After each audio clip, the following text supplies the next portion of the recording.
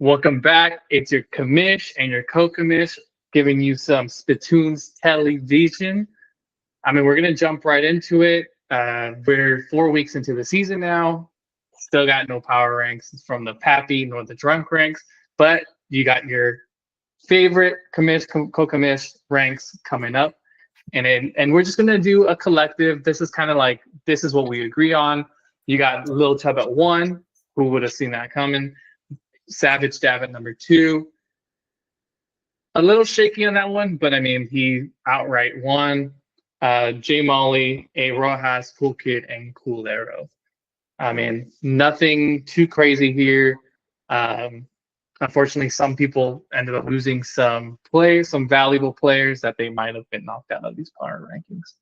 Next up, gonna breeze through the matchups and pick'ems. So, do you want to start us off? Yeah, let me whip up J Molly and Little Chubb. So we're both going Little Chubb here, who's been on a tear, by the way. Like, don't get me wrong, it's inconsistent, but it's when it hits, he's doing damage right now. Fire. That double quarterback. For everybody who's not making bids on quarterbacks in the waiver wire, this is why we're picking Little Chubb with those quarterbacks. Mm-hmm.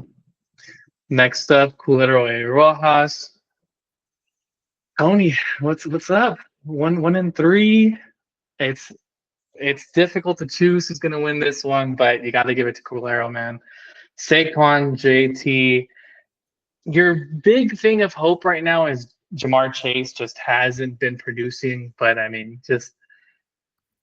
think his team's a little bit better than yours. You have some upside with Justin Fields against those Dallas Cowboys. You do have some upside with Kyler Murray in that Tennessee defense that isn't as difficult to face, but I just think Culero has a better team right now.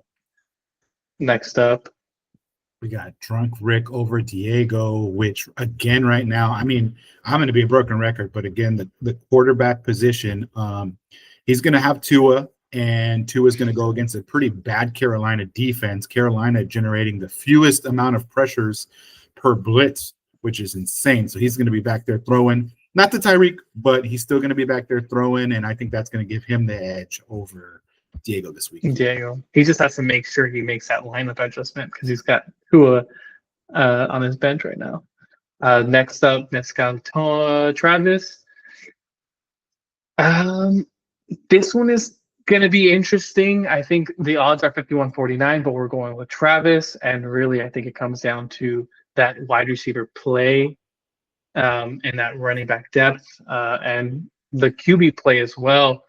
Cam Ward and Jake Browning just aren't doing it. Lamar Jackson is out these next couple of weeks potentially, and he's got a lot of going by. So I think just depth-wise, Travis got the right week for buys. Yeah. On to Commish himself versus the defending champ, and we're going with the Commish. The big story here is the emergence of George Pickens with CeeDee Lamb out, and that directly affects this matchup. So I think that's going to be the edge right there. Mm-hmm. And then finally, Tex Mixana against her brother, Savage Dab, the Dab Bowl. Oh. We both have Tex Mixana winning this. Right now, she is projected to lose, but she's only projected to lose by 3, and she doesn't even have a proper tight end currently. So she needs to figure something out there. But once she does, I think a streamer would get her over that hump right now. She's got some emerging running back 2s from her bench. You got Scatterbo, you got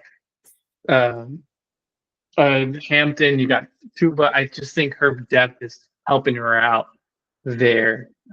So that's it there. And then finally, we're going back to hopefully one of y'all's favorite segments, the Backseat Boys. We're going to be going over Spin that wheel. This is where we're going to choose one manager's team, and we're going to kind of see whether we feel like they should.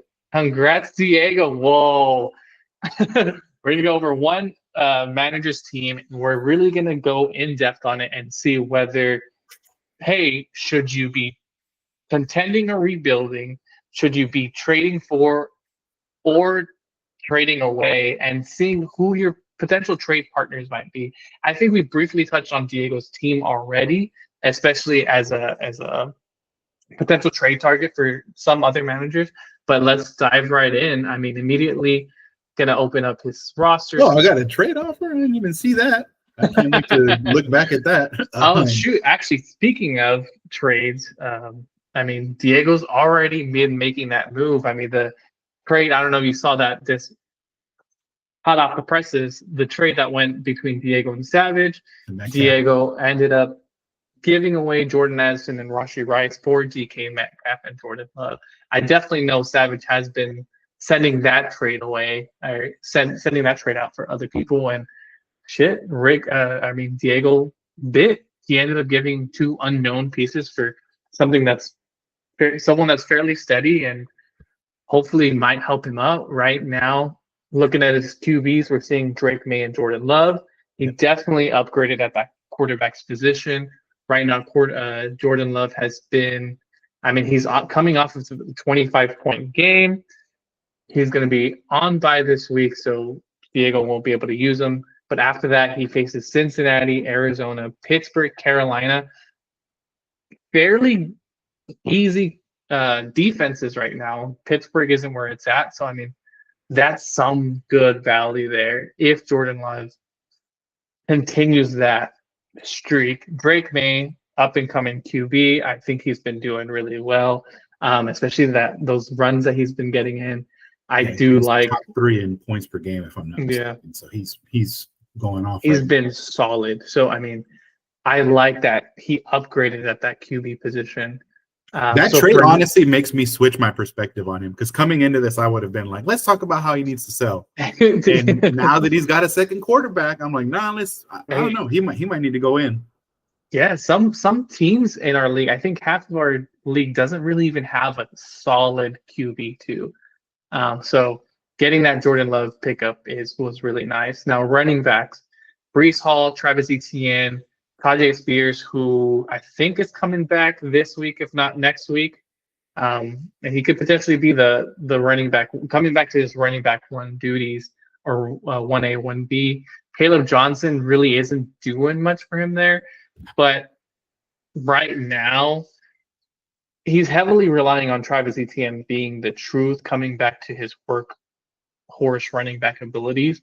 Breece Hall as well. Now Braylon Allen is out. Not sure. Well, he was out the last week's game. Not sure how permanent that is. He didn't go on IR. Is he? So then, Travis Etienne, Breece Hall, looking like 2 solid running backs. Honestly, as far as security, because you know what though, because Breece is only averaging about 10 points a game right now, so he's giving you vintage David Montgomery on the Chicago Bears. We used to call him the floor donut.